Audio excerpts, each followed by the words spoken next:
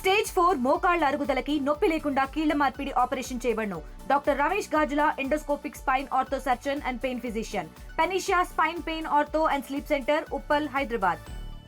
Welcome to TV. నేను మీ శివరామకృష్ణ. ఆగ్నేయ బంగాళాఖాతంలో ఏర్పడిన అల్పపీడనం మరో 4 రోజుల్లో తీవ్ర వర్ష ప్రభావం ఉన్న నేపథ్యంలో అసలు రానున్న రోజుల్లో వర్షం ప్రభావం ఏ విధంగా ఉంటుందని చెప్పి విశాఖ వాతావరణ కేంద్ర అధికారి నాగభూషణం మనతో పాటు ఉన్నారు. సార్ నాగభూషణ్ గారు నమస్తే. ఏ విధంగా ఉండిపోతుంది రానున్న 4 రోజుల్లో? రానున్న 4 రోజుల్లో అంటే నిన్న ఏర్పడినటువంటి సుస్పష్టమైనటువంటి అల్పపీడనము ఈరోజు ఉదయం 5:30కి ఆగ్నేయ బంగాళాఖాతంలో ఏర్పడినది.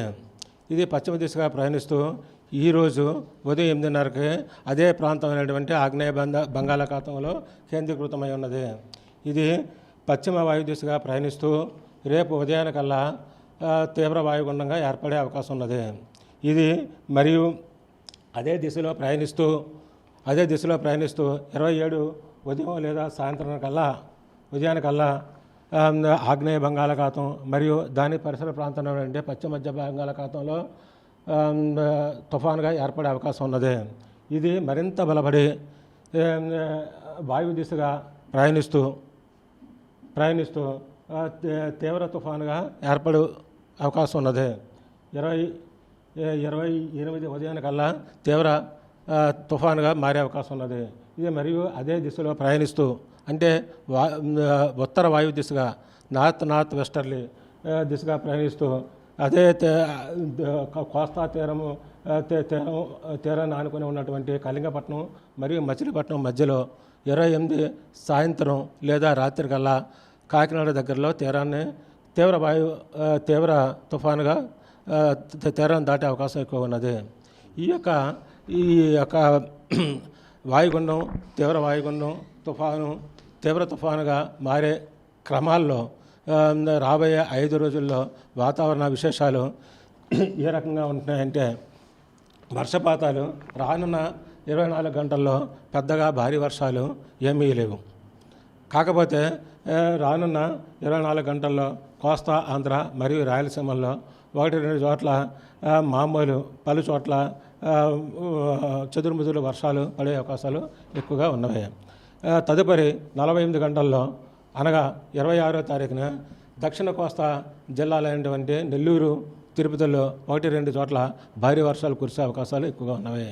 మరియు 3వ రోజు అయినటువంటి 27వ తారీఖున దక్షిణ కోస్తా జిల్లాలైనటువంటి బాపట్ల, ప్రకాశం, నెల్లూరు, తిరుపతి మరియు రాయలసీమ ప్రాంతమైనటువంటి అన్నమయ్య, వైఎస్ఆర్ కడప జిల్లాల్లో భారీ నుంచి అతి భారీ వర్షాలు 1-2 చోట్ల అవే ప్రాంతాల్లో అత్యంత భారీ వర్షాలు నమోదయ్యే అవకాశాలు ఎక్కువగా ఉన్నవి.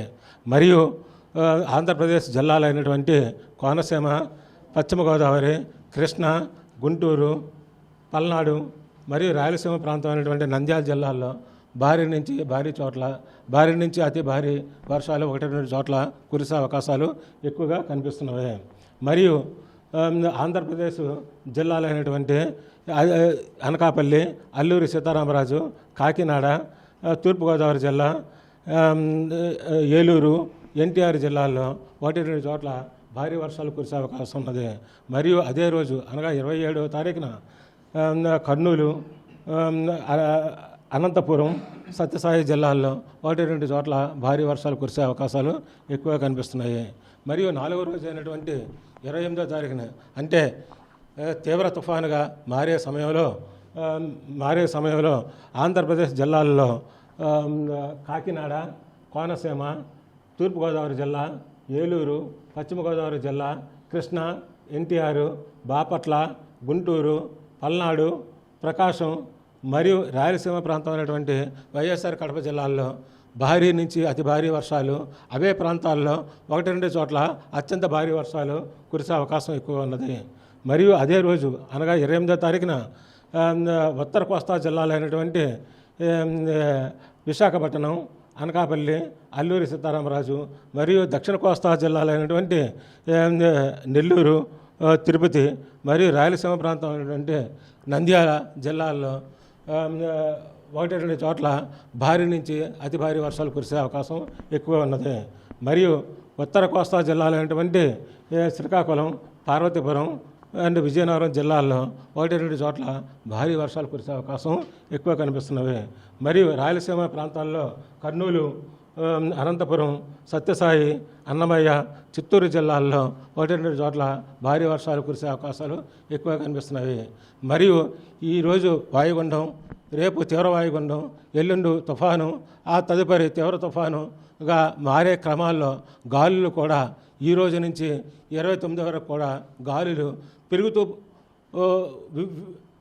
పెరుగుతూ ఉన్నవి.